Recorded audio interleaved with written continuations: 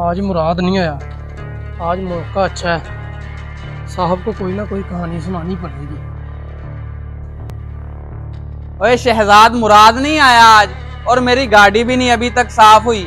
नहीं साहब, वो तो नहीं आया आज, और गाड़ी मैं साफ कर देता हूँ, फिक्र ना करें आप। अच्छा, क्यों नहीं आया? क्या वजह? तेरा राब्ता वगैरह हुआ उससे? अरे साहब, अब आपसे क्या छुपाना। मुझे किसी ने बताया था कि उसकी आदत ठीक नहीं है। रात को किसी के साथ बैठा नशे कर रहा था, सुबह को नहीं आँख खुली होगी तो नहीं आया। क्या नशे? लेकिन वो ऐसा लगता तो नहीं है।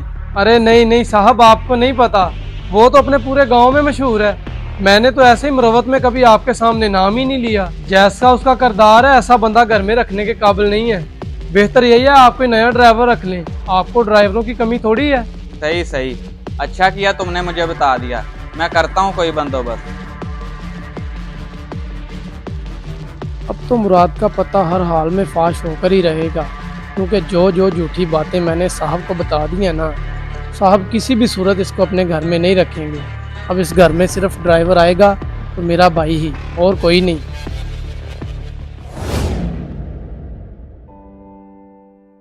अरे साहब, आप मेरी तरफ आ जाएं, अंदर आ जाएं।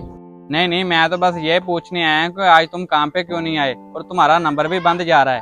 खैरियत तो है? बस साहब, आपको तो पता है कि मेरे वालिद साहब की तबीयत ठीक नहीं रहती। रात को अचानक उनकी तबीयत खराब हो गई। मजबूरन मुझे अपना मोबाइल बेचकर उनके लिए दवाई लानी पड़ी, इसीलिए नंबर बंद जा रहा है। ओहो, तो तुमने मुझे क्यों नहीं बताया? मुझसे पैसे ले लेते। अरे नहीं नहीं साहब, 10 दिन पहले तो आपसे तनख्वाह ली थी मैंने। अब दोबारा आपको क्या तंग करता। बस किसी ना किसी तरीके से मैंने गुजारा कर लिया, और काम पे भी नहीं आ सका। ठीक है, कोई मसला नहीं है। इजी हो जाओ, तुम अपने अब्बा की खिदमत करो, कल से आ जाना काम पे।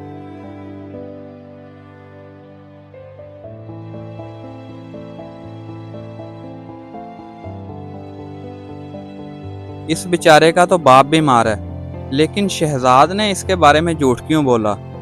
अच्छा, अब भाई समझ, वो इसको नौकरी से निकलवाना चाहता है। मैं भी करता हूँ अब जाके कुछ उसका। क्या बना फिर मेरी नौकरी का? हुई साहब से बात? और तू बात को छोड़, मैंने गेम ही ऐसी डाली है कि तू अपनी नौकरी पक्की समझ। तो कैसे नौकरी पक्की समझ लूं? अभी तो वो ड्राइवर उनके पास खड़ा है, और उसके होते हुए मुझे नौकरी कैसे मिल जाएगी? और मेरे भाई, उसके होते हुए तुम्हें कौन रखवा रहा है नौकरी पे? मैंने साहब को उसके खिलाफ गेम ही ऐसी डाली है कि साहब बहुत जल्द उसे नौकरी से निकाल देंगे, और जैसे ही वो जाएगा उसकी जगह मेरा भाई आ जाएगा। ये हुई ना बात, फिर तो मैं अपनी नौकरी पक्की समझूं। हाँ, 100% पक्की समझ, बस तू देखता जा होता क्या है।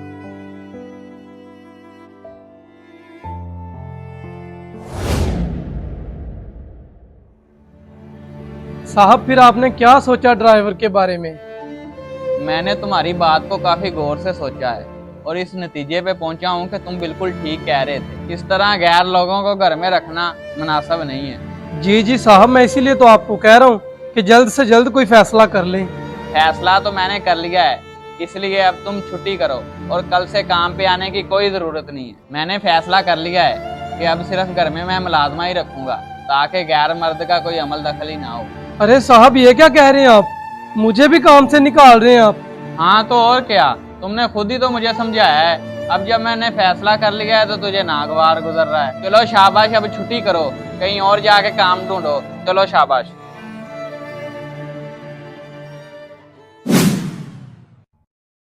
नहीं, मेरे पास कोई काम नहीं है तुम्हें देने के लिए। तुम मेरे कजन रेहान के पास काम कर तो रहे हो, फिर तुम्हें क्या जरूरत पड़गी काम की? उन्होंने मुझे और ड्राइवर मुराद को दोनों को कल काम से निकाल दिया।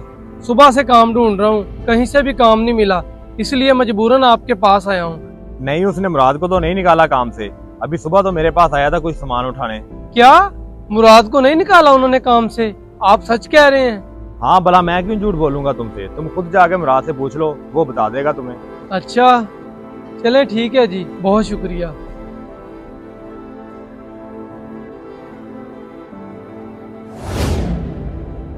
और नहीं छादे, मुझे तो नहीं काम से निकाला साहब ने, मैं तो हूँ उनके पास। फिर मुझे क्यों निकाला है उन्होंने काम से? वो तो कह रहे थे तुम्हें और मुझे दोनों को निकाला है। ये तो अल्लाह ही जानता है कि तुम्हें क्यों निकाला है। शायद उन्हें कोई तुम्हारी बात बुरी लगी हो।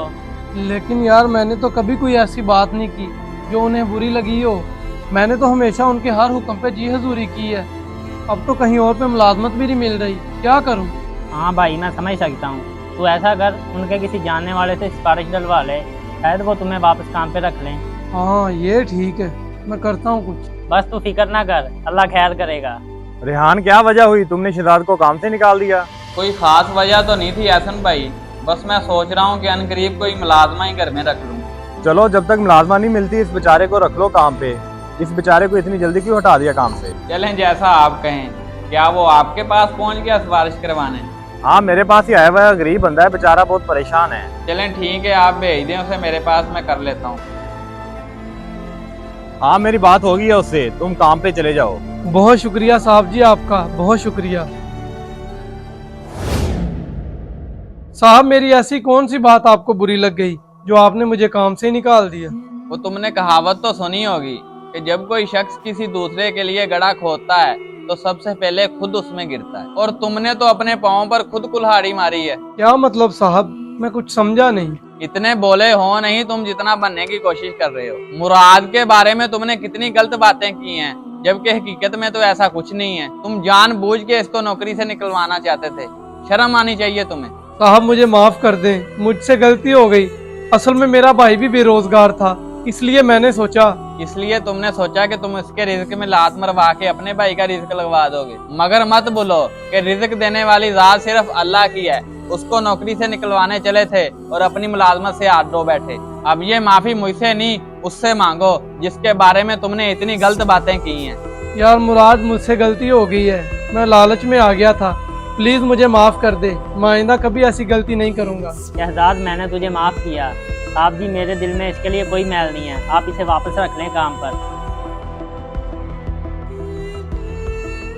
वो कहते हैं ना, जो दूसरों के लिए गड्ढा खोदता है खुद उसमें जरूर गिरता है। इस वीडियो को सदका जारिया समझकर लाजमी शेयर करें, हो सकता है किसी का भला हो जाए।